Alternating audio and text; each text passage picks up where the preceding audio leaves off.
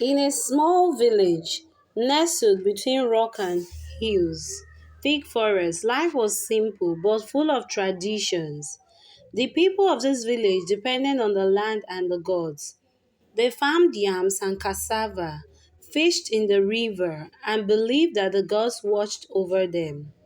Among the villagers lived a couple named Adisa and Fola.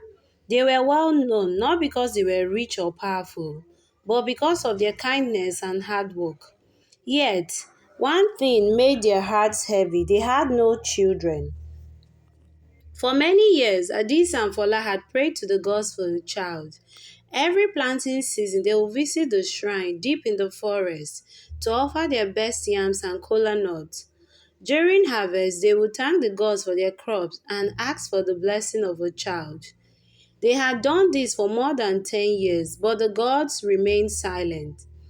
The other villagers often tried to comfort them, saying, "The gods' time is not our time, keep praying." Adisa and Fola's home was always full of warmth. Fola was a skilled weaver, making colorful mats and baskets that she sold at the market. Adisa was a farmer, strong and steady, who worked hard under the sun to grow food for their table. Despite their happiness in other areas, the emptiness of their childless home grew heavier with each passing year.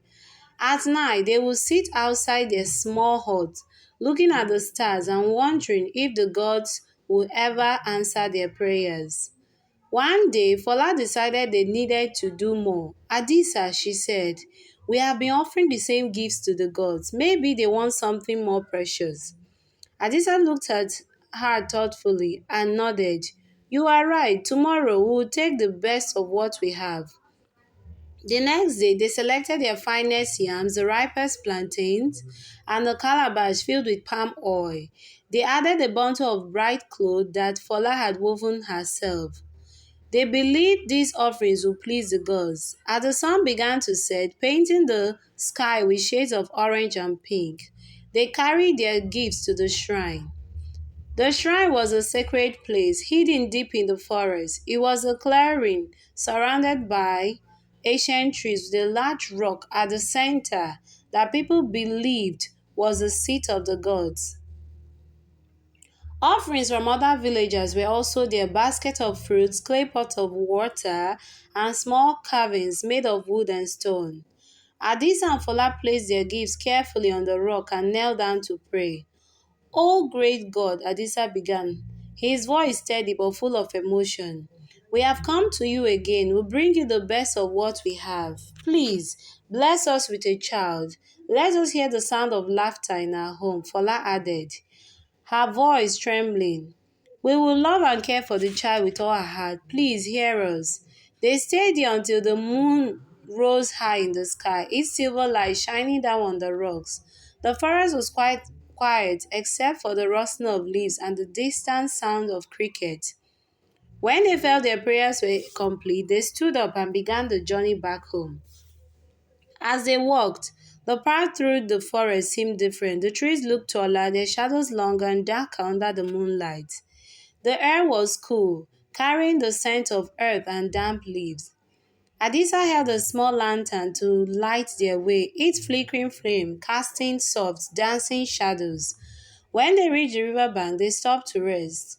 The river's surface glittered under the moonlight, and the gentle sound of flowing water filled the air. Suddenly, they heard a soft, strange sound. It was faint, like a cry, but it was not from any animal they knew. Fola's heart skipped a beat. "Adisa, did you hear that?" she whispered. Adisa nodded, his eyes scanning the area. The sound came again, a soft wail that seemed to call to them.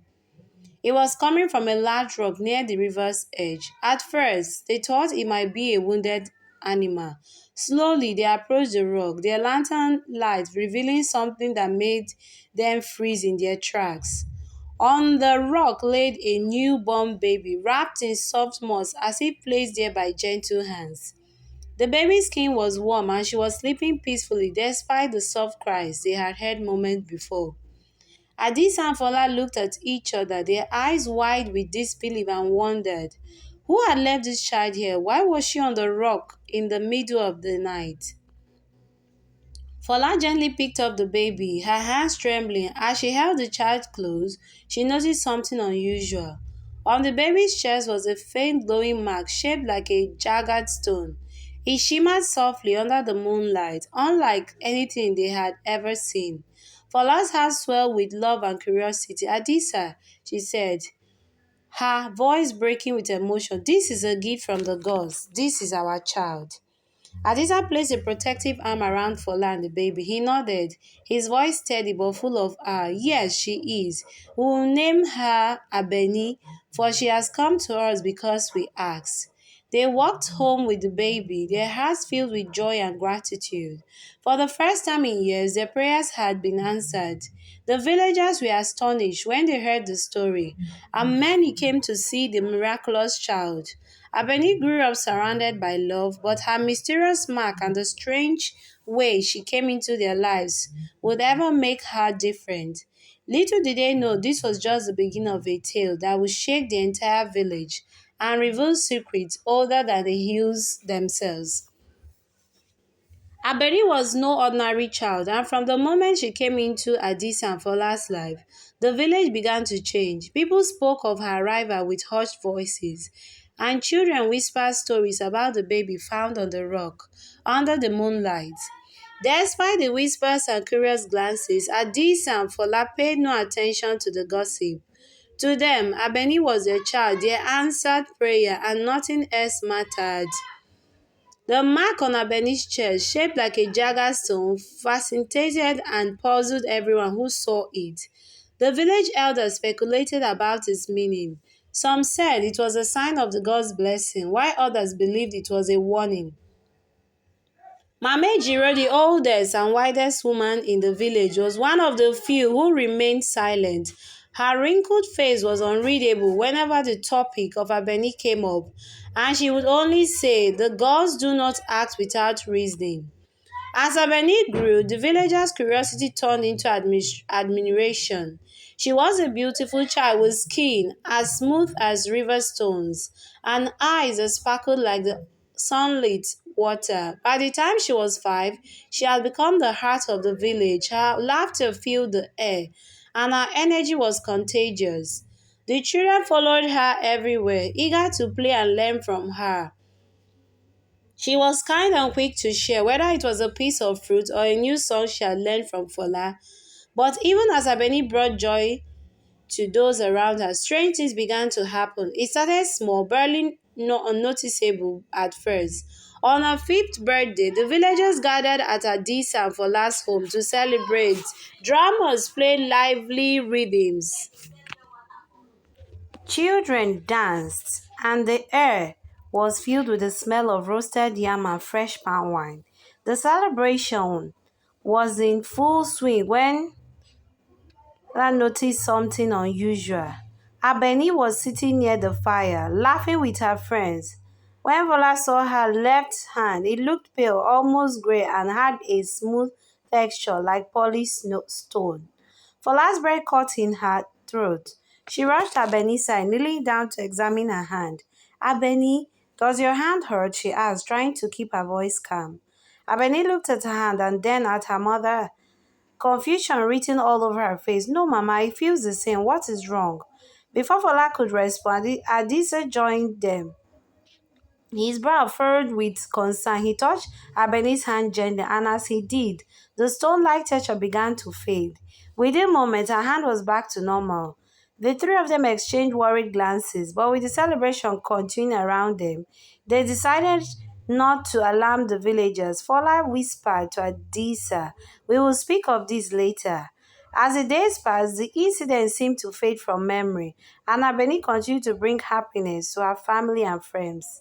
But Fola and Zia could not forget. They watched her closely, noticing other subtle changes. Sometimes her hair shimmered like crystal under the sun, and at night the mark on her chest glowed faintly like a hidden ember. The changes became more pronounced as Abeni grew older. By the time she turned 10, the villagers began to notice. On a bright market day, Abeni was helping Fola sell baskets when a group of children called her to play by the river. As she ran to join them, one of the children suddenly screamed, pointing at Abeni's arm. Her skin has turned to stone again, this time from her wrist to her elbow. The other children backed away, their faces filled with fear. Fola rushed to her daughter, covering her arms with the clothes and pulling her close. "It is nothing," she said, trying to calm the children. But the whisper spread quickly through the market, and by the end of the day, everyone in the village had heard about Abeni's stone arm. That evening, Adisa and Fola sat Abeni down to talk. They held her hands, their faces filled with worry and love. "Abeni," Adisa began gently, "have you ever felt strange, different?" Abeni's eyes filled with tears. "I do not know why this happens, Papa. Sometimes I feel heavy, like I am sinking into the ground. Other times I feel light, like wind can carry me away. I do not understand it." Fola embraced her daughter, stroking her hair. "We will find answers, my child. You are our miracle, and we will do whatever it takes to protect you." The next day, Adisa and Fola decided to seek advice. They visited Mama Ejiro, who lived on the edge of the forest in a hut filled with herbs, bones, and ancient carvings. Mama Ejiro listened to their story without interrupting, her eyes closed, as if in deep thought. When they finished, she opened her eyes and said, "The child is not ordinary. She is tied to the earth in ways you cannot yet understand. The mark on her chest is no mere decoration. It is a sign of something much greater." Adisa leaned forward, her voice urgent. "What does it mean, Mama? What must we do?" Fola's voice trembled. "How can we help her? How can we keep her safe?" The old woman's gaze softened. "There is a way to free her from the bond, but it will not be simple.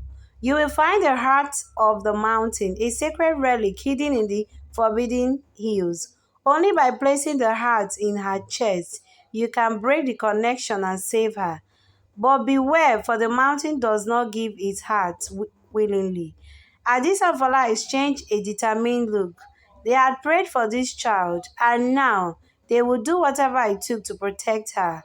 As they left Mama Jiro's hut, the weight of their task settled heavily on their shoulders. They knew the journey ahead would be dangerous, but their love for Abeni gave them strength. The next morning, the family rose with the first light of dawn. The air was heavy and cold, carrying with it an unusual stillness. Adisa carefully packed their belongings, while Fola whispered prayers to the gods. Abenido Young moved with a sense of purpose, her eyes often strayed to the faint glow coming from the distant cave. It was as if the heart of the mountain was calling to her. The path ahead was steep and treacherous. Sharp rocks jutted out from the ground, and loose gravel made every step uncertain. As they climbed higher, the mist grew thicker, swirling around them like ghostly figures. The glow from the cave became brighter with each passing hour, its eyes cutting through the dense fog. As they approached the entrance of the cave, the ground beneath them began to tremble. A deep, rustling sound echoed through the hills, and the rocks seemed to shift and ground as if the mountain itself were alive. Fola clutched the pouch of charms tightly, her lips moving in silent prayer. Adisa held up a hand to signal the others to stop. "The mountain is watching us," he said, his voice low. "We must tread carefully." They stood before the cave entrance, a gaping maw of darkness framed by jagged rocks.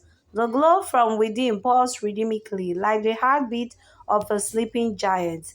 Abeni stepped forward, her small frame dwarfed by the towering rock. She placed a hand on the stone wall, feeling its cold, rough surface beneath her fingers. "It feels alive," she said, her voice barely audible.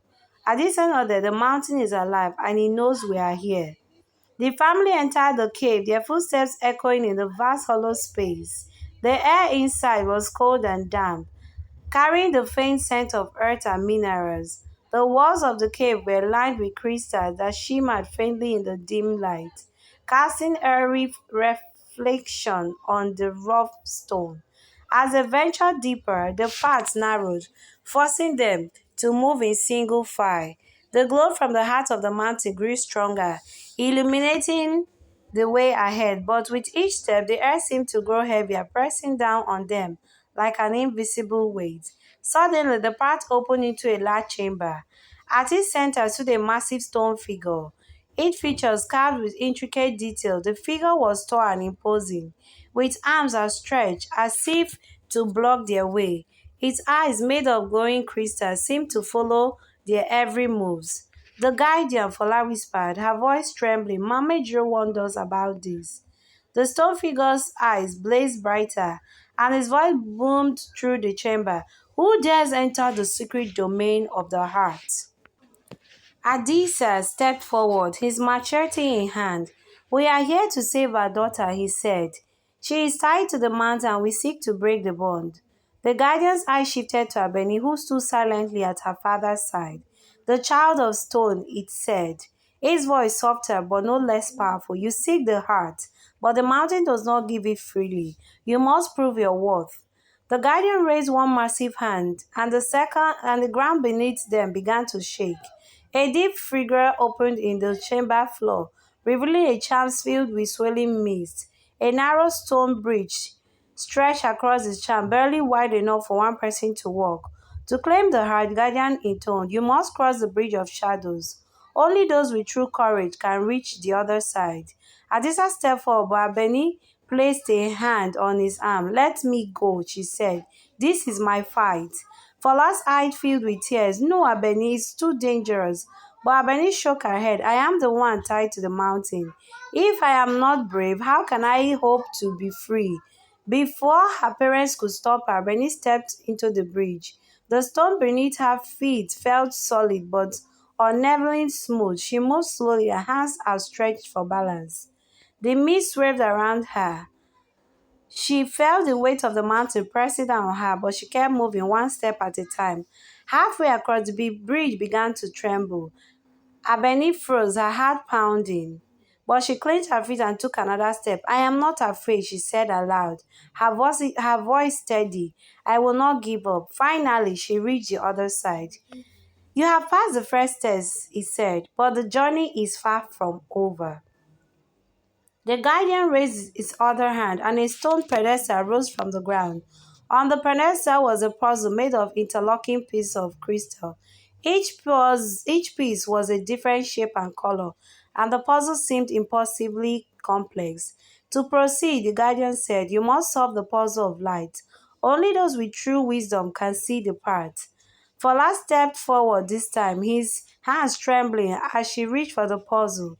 She studied the pieces carefully, her mind racing. The crystals glowed faintly, their light shifting and changing as she moved them.